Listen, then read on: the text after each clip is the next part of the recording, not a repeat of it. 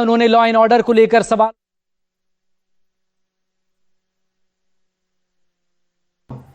The law and order situation in Maharashtra has failed, and the BJP-led Mahayuti Maharashtra government needs to answer the people of Maharashtra why they have failed to bring law and order under control. People are taking law in their hands and feel free to do what they want because there is no fear of the law. The Home Department led by Mr. Devendra Fadnavis seems to have failed.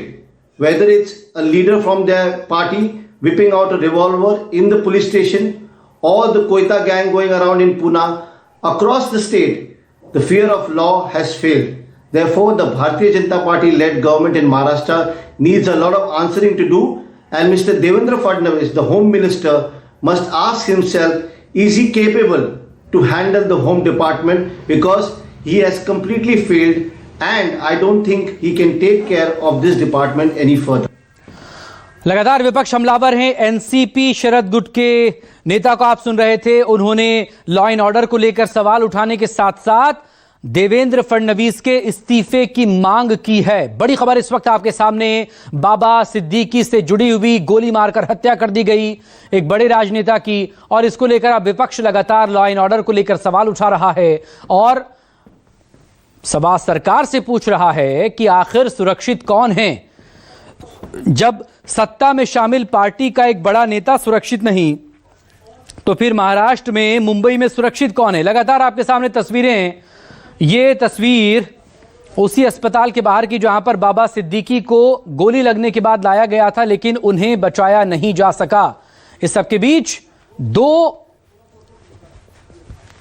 संदिग्धों को हिरासत में यहां पर लिया गया है, गिरफ्तारी उनकी की गई है, उनसे पूछताछ की जा रही है।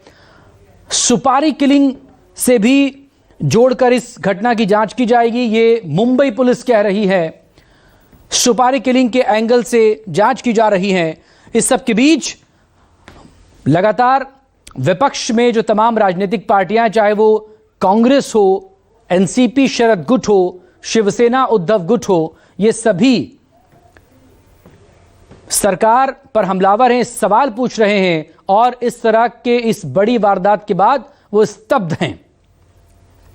बड़ी खबर आपके सामने इस वक्त मुंबई से, जहां पर अजित गुट के नेता बाबा सिद्दीकी का मर्डर कर दिया गया है। 3 गोलियां उन्हें मारी गई हमलावरों की तरफ से। राहुल पांडे मेरे सहयोगी इस वक्त हमारे साथ जुड़ गए हैं मुंबई से। राहुल, अपडेट आपसे चाहेंगे। लगातार लॉ एंड ऑर्डर को लेकर सवाल उठ रहे हैं, आगे और किस तरह की